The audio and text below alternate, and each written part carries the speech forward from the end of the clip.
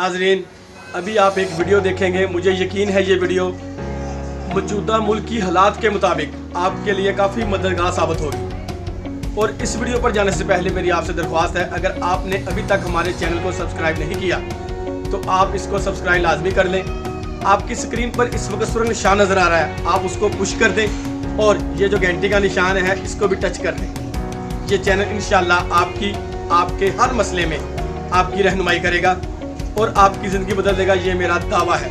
Corona virus के कानूनी हक़ाइक़ आपके सामने हैं। नंबर 1, कोरोना वायरस से मुतासर शख्स की इत्तला सरकार को देना लाजिम है।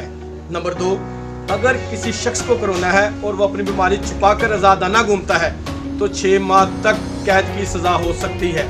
नंबर 3, अगर कोई शख्स करंतना से भाग जाए तो 6 माह तक कैद की सज़ा हो सकती है। नंबर 4, कोरोना के मरीज की ज़ाती मालूमात बशमूल नाम, पता, फ़ोन नंबर वगैरह शेयर करना जुर्म है। नंबर 5, कोरोना के कन्फर्म मरीज पंजाब से एक शहर से दूसरे शहर या दूसरे सूबे डिप्टी कमिश्नर से कोरोना नेगेटिव का सर्टिफिकेट लिए बगैर सफ़र नहीं कर सकेंगे। नंबर 6, हिफाजती मास्क की ज़ख़ीरा अंदोज़ी करना या महंगे दामों से बेचना जुर्म है, जिसकी सज़ा 6 माह कैद व जुर्माना तक है।